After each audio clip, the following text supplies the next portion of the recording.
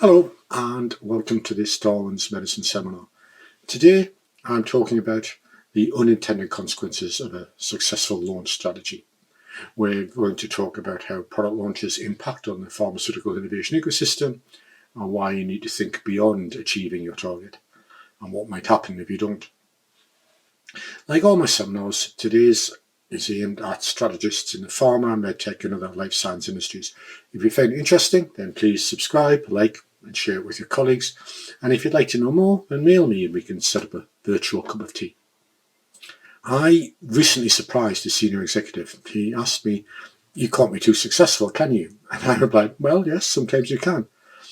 An interesting, useful conversation followed that I think will be useful to other life science companies too, so I'll tell you about it today. Over lunch, that executive and I had been talking about sustainability and pressure on water resources, soil and other irreplaceable natural resources. It was an interest of his. When, after lunch, we got on to the too successful conversation, I began by reflecting back on our lunchtime chat. I began by saying how climate change and pollution and other sustainability issues were examples of our species, humans, being so successful that we risk compromising our environment. So, for example, in the past 75,000 years, which is a very short time in evolutionary history, humans have gone from about 20,000 of us in Africa to about 8 billion of us all around the world. And if that isn't success, then what is? And yet here we are, worrying about running out of soil, water and other things on which our existence depends. The natural world has other examples of species destroying their habitats, locusts and carp, for example. But we humans are the poster boy for doing so well that we put our own future in jeopardy. We're now looking at a planet-wide unintended consequence of our species' success. The industry bought into my too successful humans metaphor quite quickly. So he then asked, how does this relate to successful product launches? Well, the life sciences industry is a complex adaptive system, just like any natural environment. And like natural environments, our industry depends on a delicate balance between the different parts of the system. In our case, the balance lies in the social contract between industry and society. So, society facilitates innovation by funding research, creating markets, and allowing monopolies. In return, the industry gives society innovative new medicines and eventually a pile of low-cost generics or biosimilars. For decades, this system has worked well, but as we're finding with our climate, we shouldn't be complacent. Catastrophic change could come quickly if we broke the social contract. And some of the innovative new products reaching the market at the moment might indeed threaten our industry's delicate arrangements with society. In my research, one of the 26 business models that I identify is called the budget buster. And that's the model in which excellent, expensive products are developed that apply to very large volume markets. So in today's market, things like Wegovy and Leqembi are early signs of such business models.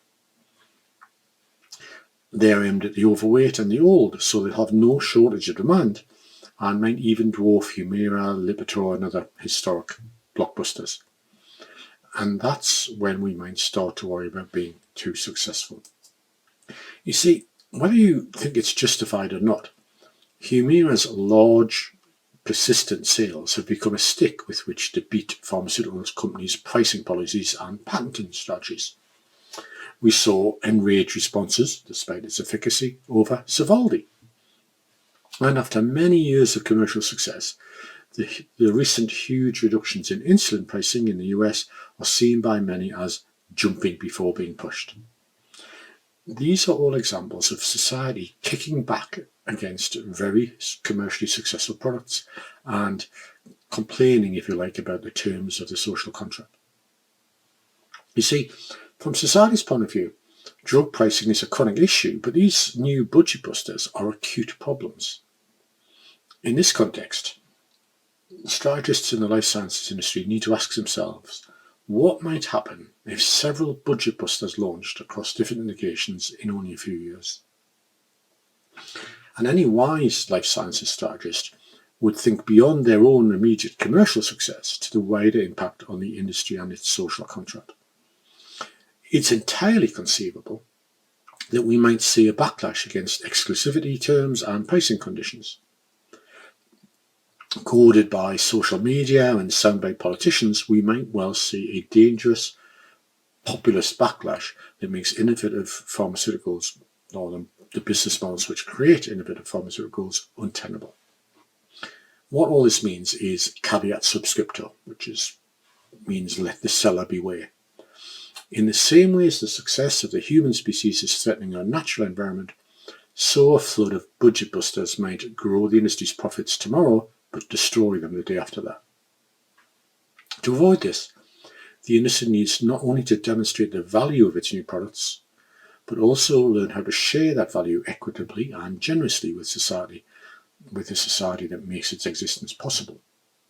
And if we don't do that, then we risk the collapse of the pharmaceutical innovation ecosystem.